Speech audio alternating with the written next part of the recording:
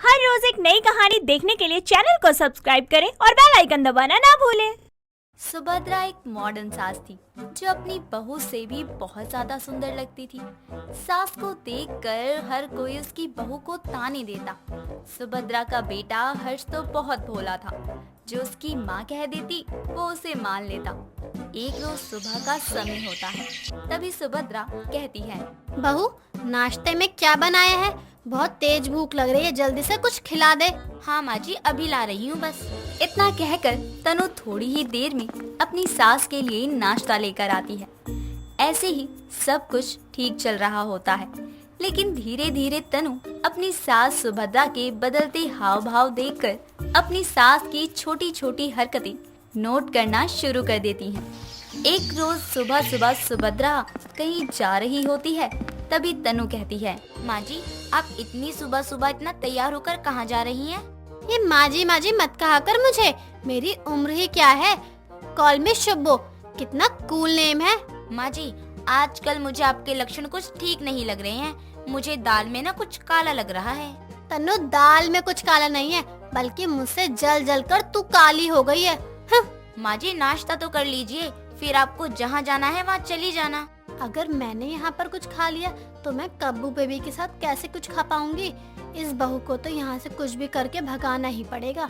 माँ जी चलो नाश्ता कर लो, नाश्ता ठंडा हो रहा है, बिना नाश्ता किए मैं आपको जाने नहीं दे सकती हूँ। कुछ जलने की बदबू आ रही है, तो कुछ बना रही थी क्या?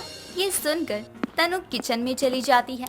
उतनी ही देर में सुभद्रा घर से निकल जाती है और कबीर से मिलने के लिए चली जाती है। सुभद्रा के तनु को ऐसा बेवकूफ बनाने के बाद तो तनु का शक और भी गहरा हो जाता है।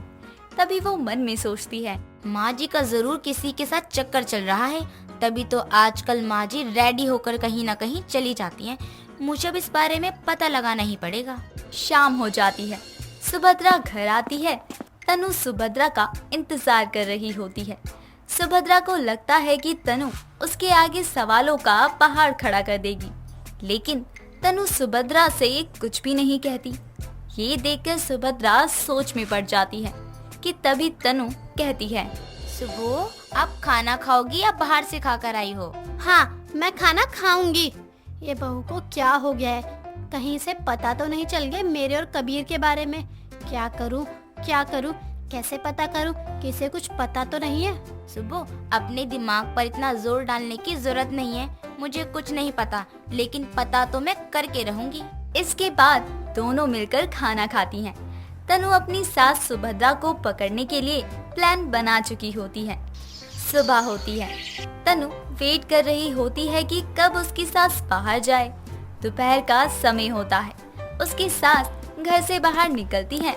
तनु भी अपनी सास के पीछे पीछे निकल जाती है और मन में सोचती है, आज तो मैं सासू माँ को पकड़ कर ही रहूंगी। मैं भी तो देखूं आखिर वो कौन है जिससे मिलने माँ जी रोज जाती हैं, वो भी इतना सज सवर के। सुभद्रा को एहसास हो चुका था कि कोई उसका पीछा कर रहा है। सुभद्रा जैसे ही पीछे मुड़कर देखती, वैसे ही तनु छुप जाया करती। तभी वहाँ से विमला जा रही होती है और वो तनु को देख लेती है और अपने ही मन में कहती है, ये क्या सुभद्रा की बहू उसकी जासूसी कर रही है? मैं भी तो देखूं आखिर माजरा क्या है जो एक बहू सास की जासूसी पर उतर आई।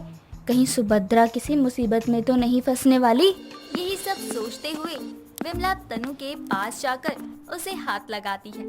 जैसे ही विमला तनु को हाथ लगाती है तो तनु डर जाती है।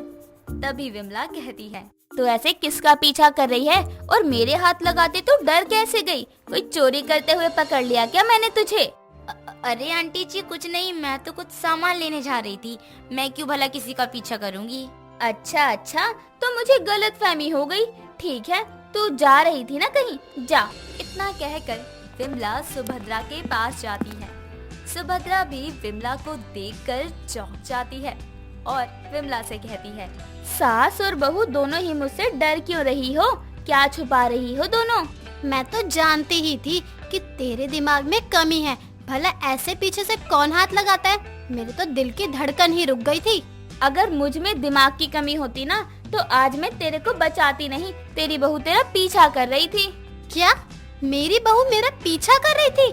मुझे तो लग ही रहा था कि कोई मेरे पीछे आ रहा है। हाँ हाँ, और जैसे ही मैंने उसे हाथ लगाया वो भी तेरी तरह ही डर गई बिल्कुल। सुभद्रा विमला को चुप करवा देती है और अपने साथ ले जाती है, जहाँ विमला कबीर को देखते ही कहती है, अरे ये तो कबीर है, अभी भी बिल्कुल वैसे का वैसा ही दिखता है। तो तू कबीर से मिलने आई है? मैं पिछले काफी दिनों से कबीर से मिलने आ रही हूँ। विमला, तुम तो अभी भी बिल्कुल वैसी ही हो, अभी भी बहुत सुंदर लगती हो। सुभद्रा सारी बातें कबीर और विमला को बता देती है। तीनों एक दूसरे के साथ समय बिताने के बाद अपने अपने घर चले जाते हैं।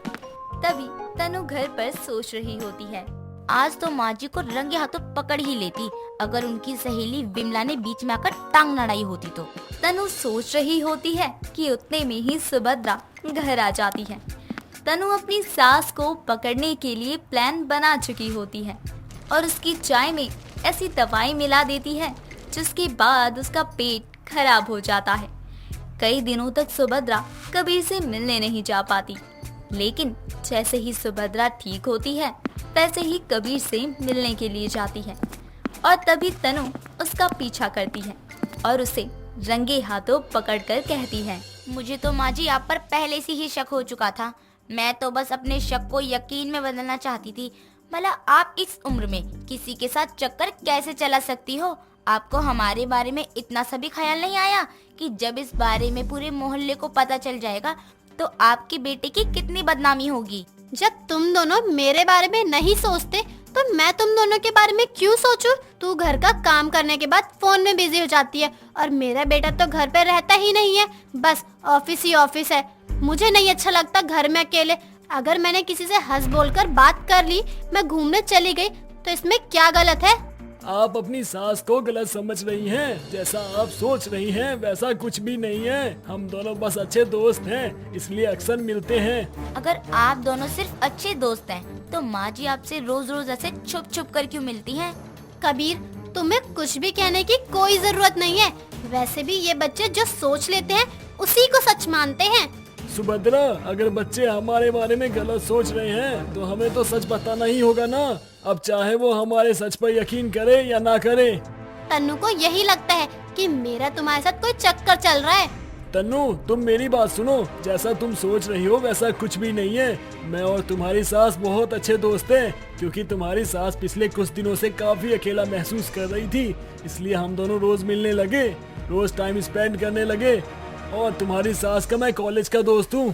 कबीर का भरा पूरा परिवार है, उसका पूरा परिवार सब उसे इम्पोर्टेंस देते हैं, ना कि तुम दोनों की तरह मुझे हर वक्त नजरअंदाज करते हैं। कबीर और अपनी सास की ये सारी बातें सुनने के बाद तनु को बहुत पछतावा महसूस होता है और वो तुरंत अपनी सास के पैर छूकर उससे माफी मांगने लगती है। साथ ही कहती है, माँ जी मुझे माफ कर दीजिए, मैं कभी आपकी तरफ ध्यान ही नहीं दे पाई और ना ही कभी आपके अकेलेपन को समझ पाई। इतने में ही सुभद्रा तनु का हाथ पकड़कर उसे उठाती है और गले से लगा लेती है। इसके बाद तनु अपनी सास की तरफ और भी ज्यादा ध्यान देना शुरू कर देती है। हर रोज एक नई कहानी देखने के लिए चैनल को सब्सक्राइब करें और बेल आइकन दबाना ना भूलें।